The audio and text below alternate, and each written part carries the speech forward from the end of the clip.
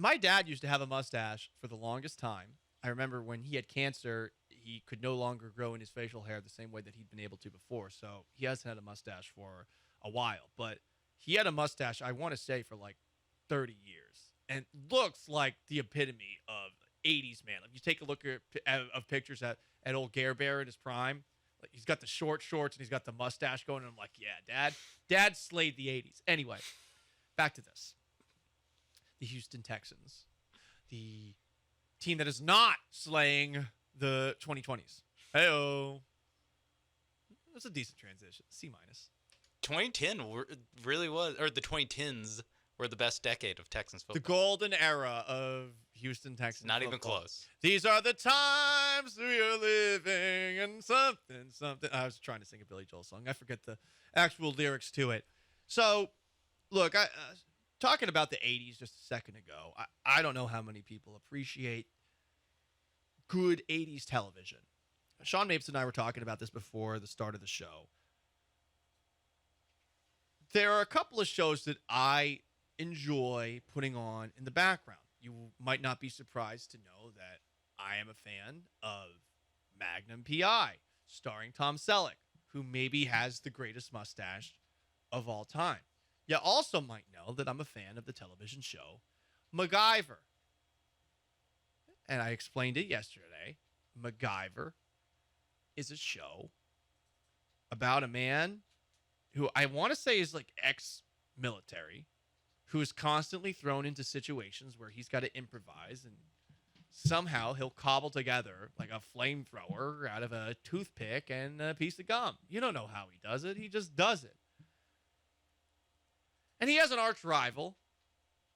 The arch rival is named Murdoch, Murdoc. And if you watch the show enough, Murdoch just dies a million times. And whenever he dies, before he comes back on the show a couple of episodes later, he traditionally would just yell this aloud.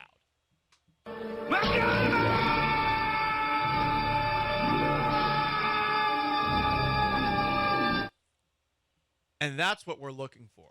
We want our Macgyver! That's what we want here with the Houston Texans.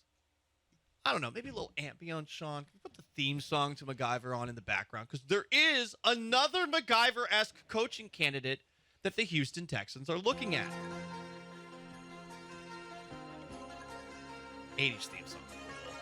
It's not. This isn't the Magnum P.I. theme song, by the way. The Magnum P.I. theme song is maybe the best in television history, but we could go all day on that. I could have a whole show about those television theme songs. The Houston Texans, per Ian Rappaport, have joined the Carolina Panthers in requesting to interview Giants offensive coordinator Mike Kafka. He's picking up steam his first time in the coaching cycle. Who is Mike Kafka, you might ask? Well, Mike Kafka, who is a young man, 36 years old, 35, is a guy who played football at Northwestern. You might remember him as a quarterback for Northwestern. Played for the Eagles, the Patriots, Jaguars, Bucks, Vikings, Titans, Bengals. A lot of that was just being on the offseason roster or on the practice squad.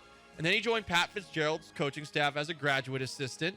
He went from there to being the Kansas City Chiefs offensive quality control coach in 2017. Picked a pretty good time to go there. The arrival of Patrick Mahomes. He was the quarterback coach from 2018 through 2019, the passing game coordinator and quarterback coach from 2020 through 2021. And last year, after the season, he joined Brian Daboll with the New York Giants, and he became their offensive coordinator. And if there is anything that we can agree on, it's that the New York Giants have cobbled together a pretty impressive offense despite pretty much nothing. And this is what's fun. There are now two, I think, coaching candidates for the Houston Texans with an offensive background that are capable of MacGyvering their way, if you will, into having a good offense with not a lot in it. There you go, sir. Thank you. You also have Ben Johnson, the offensive coordinator of the Detroit Lions. Mike Kafka is the other. These are the two guys I want. And now it's a matter of picking between the two. So Ben Johnson, with former first overall pick Jared Goff, was able to unlock a level of Jared Goff that we haven't seen in a long period of time. Not since the awesome Rams years of 2017, 2018, when everyone thought that Sean McVay was the greatest thing that ever happened to the NFL. Goff has returned to that form, at least statistically, in Detroit, though you've seen some of his limitations if you've been watching Lions games of late. Jamal Williams, DeAndre Swift, pretty good running backs in the backfield. Amon-Ra St. Brown, pretty good wide receiver. The Lions, statistically, have done a fantastic job this season offensively. You know who else has done a really good job somehow, some way? The New York Giants. Didn't we all think that Daniel Jones was a bust going into this year? That Daniel Jones should be elsewhere? Now we're talking about extending Daniel Jones. And you know what the Giants did with Daniel Jones? The Giants realized that Jones can run. Jones can scoot. Straight line speed, Jones is pretty bleeping fast. Maybe not the most graceful of runners, but the Giants said to themselves, you know what? Let's use Daniel Jones' strengths instead of trying to force him to be something he's not. And now Daniel Jones and the New York Giants are going to be playing in the playoffs this weekend. Jones has been a great story. Saquon Barkley, what the hell happened to him? The Giants didn't even pick up his fifth-year option after that awesome rookie season he had. All of a sudden, Saquon Barkley looks like the same running back that he used to be. And you would think that with Daniel Jones as your quarterback, teams are just going to load up the box and shut him the bleep down. Nope.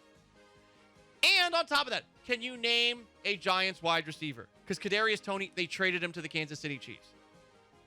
Can you name a Giants wide receiver off the top of your head? To be perfectly honest, I can't. I only know Kenny Golladay because he sucks. Right. They gave him a big contract, and he has had a couple of nice highlight catches, but he has been a massive disappointment for the New York Giants. I think Darius Slayton is still there. I think. Still? Didn't Eli Manning throw passes to that guy? Possibly. God. I don't think Mario Manningham's there. I don't think Plaxico Burress is there. On a serious Amani note. Toomer? Yeah, Monty Toomer. Bring him out. Ike Hilliard. I want to go even further back for Giants wide receivers. Mark Bavaro, tight end. Look, Mike Kafka's made a lot happen with a little. He's got that Northwestern pedigree. Kafka's my guy. I think that the Killer Bees, and specifically Jeremy Branham, have endorsed Ben Johnson. I'm going to go in another direction. I endorse Mike Kafka.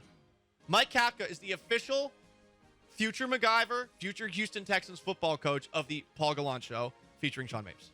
Sean, do you also endorse Mike Kafka and or Ben Johnson? Do you have a preference? Is there another coaching candidate that the Texans are thinking about that you would like? D'Amico Ryans? Like, where are you at?